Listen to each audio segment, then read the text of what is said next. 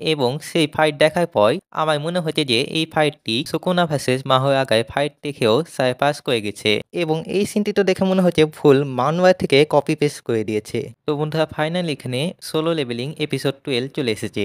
এই আগে এপিসোড 11 অনেক বেশি হাইপে ছিল এবং লোকে সেই এপিসোডটি অনেক বেশি পছন্দ করেছিল এবং এইবার ফাইনালি এপিসোড 12 চলে এসেছে।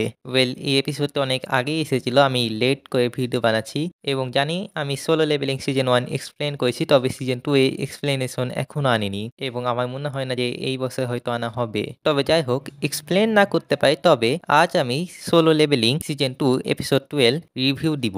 So let's begin.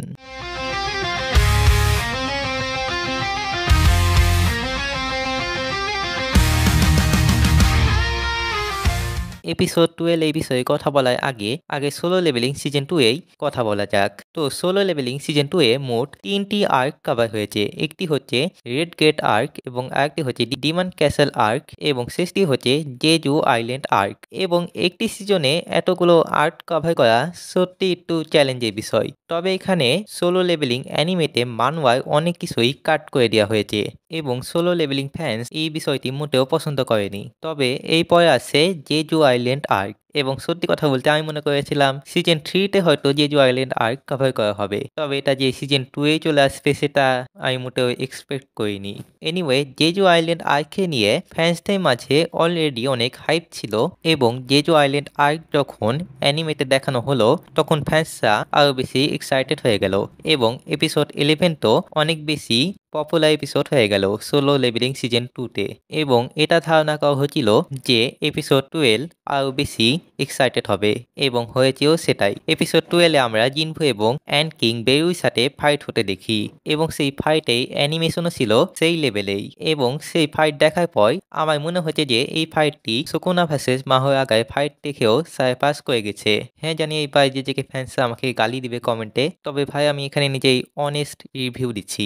সারপাস করে দিতে পারে এটা আমার নিজেই মতামত, বাট কে জানে যে সিজন 3 তে সুকুনা ভার্সেস গোজোর fight Jinwoo versus ant king এর ফাইটটিকেও সারপাস করে দিচ্ছে। ওয়েল সেটা তো সিজন 3 তেই দেখা যাবে, আপাতত আমরা রিভিউতে ফোকাস করি। তো এপিসোড 12 এ শুধু অ্যান্ড কিং ভার্সেস জিনভুই ফাইটই না, শ্যাডো আর্মি ভার্সেস অ্যান্টে আর্মির সাথে ফাইটও আমার সেই ভালো লেগেছে, স্পেশালি যখন শ্যাডো আর্মি অ্যাপিয়ারেন্স হয়। দ্যাটস জাস্ট অ্যামেজিং এবং কি অ্যানিমেশন কোয়ালিটিও দুর্দান্ত ছিল এবং অ্যান্ড কিং এ যেই অরা দেখানো হয়েছিল সেটা তো আরও অ্যামেজিং ছিল এবং এই সিনটি তো দেখে মনে হচ্ছে ফুল মানওয়া থেকে কপি পেস্ট করে দিয়েছে এবং জিনফু এবং বেরুই মাঝে ফাইটের সময় ব্যাকগ্রাউন্ডে যেই মিউজিক এবং সং বাজছিল সেটা তো এই ফাইটটিকে আরও বেশি দুর্দান্ত করে তুলেছে। আর উইশ আমি সেই সংটি এখানে প্লে করতে পারতাম, তবে সেটা যদি করতে যাই তাহলে ইউটিউব এই ভিডিওকে আদর করে দিবে।